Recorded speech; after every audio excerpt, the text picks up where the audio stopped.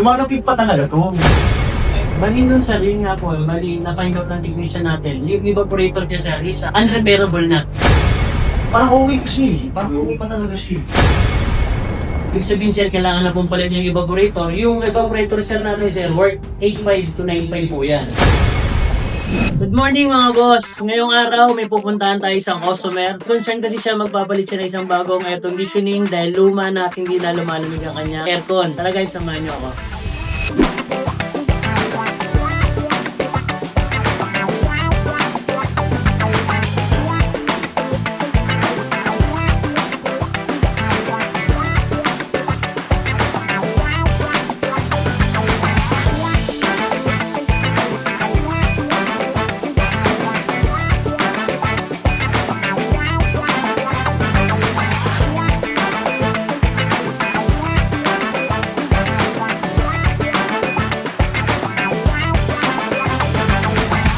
So tayo ngayon sa Caloocan, sa bahay ni Boss Kate. Dahil may problema yung pinaka-aircon niya, hindi na doon lumalamig. I-check natin ngayon para makita natin. Boss Kate! Boss! Boss. Sa boss. Boss. Check namin sir yung aircon mo, may problema para makita natin kung ano yung magiging solusyon. Kailangan pa natin linisan or palitan. Sige boss, tingnan natin sa taas. Ito. So, dati tong bodega, pinalinis ko lang, pinarenovate ko lang. Pero yung aircon kasi, hindi na gumagana boss. And pilihan ko nga kanina na parang madumi lang siya. Naisip ko na parang pwede pa naman siguro naman yung aircon, papalinis lang. Parang okay pa siya eh. Parang okay pa talaga siya eh. Sige sir, mali check natin. Kailangan ma-check natin mabuti kung ano yung pinaka-much better na gagawin natin. Linis ba? Or ano yung recommended ng technician natin? Update lang natin dyan. Check lang natin.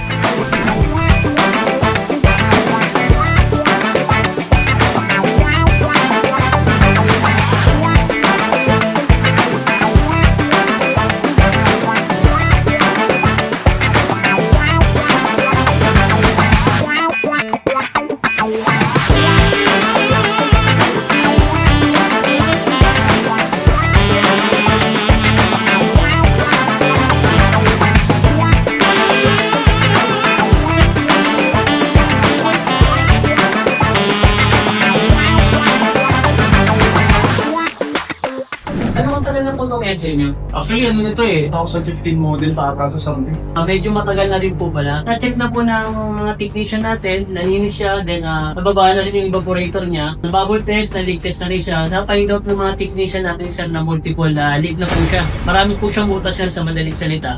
At wala na rin po siyang pre-on, kaya hindi na po siya lumalamig. Mas better na gawin natin dito sir, palitan natin yung buong evaporator sir. So lang sir, ano eh, parang okay pa naman kasi talaga to. Kasi nung nakarang linggo, lumalamig pa talaga to. Nagulat na lang ako, biglang wala na lang yung lamig niya. Tapos, yun, wala na. Parang hindi na siya gumagana completely.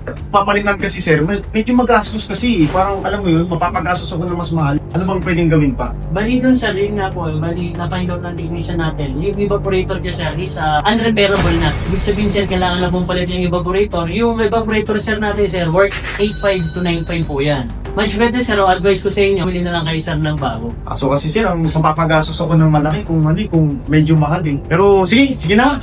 Palitan na lang yun kung ganun para matapos na yung problema.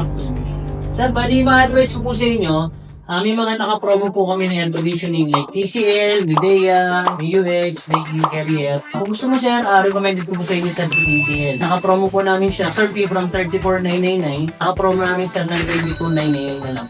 Free installation na po yun sir. Ay, ganun? Yes sir. Okay, sige. Sige boss, palitan na lang. Okay, salamat po si.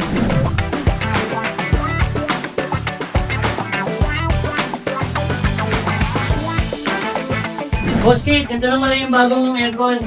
Congratulations. Aircon mas na para mapaligim ng kwarto mo.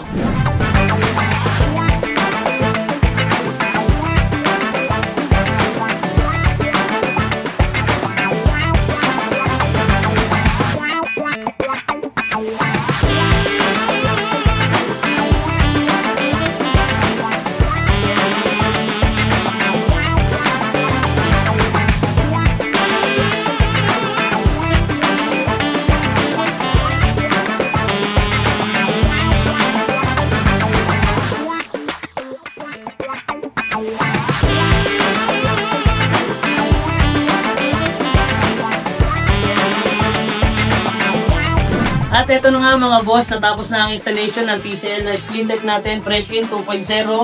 Tingnan lang tayo ng konting feedback kay Boss Kate. Ano po masasabi niyo, Boss Kate, sa bagong installation ng TCL na ito po? Actually, maganda. Napakabilis ng transaction and napakadali kausap ni boss when it comes to pagpapakabit sa aircon. Kasi marami kasing diferensya nga yung gas aircon. Buti na lang napalitan kasi kung hindi napalitan, mas mapapalaki yung gastos ko pala dahil sa pagpapagawa, pagpapaayos. So medyo hassle, di ba?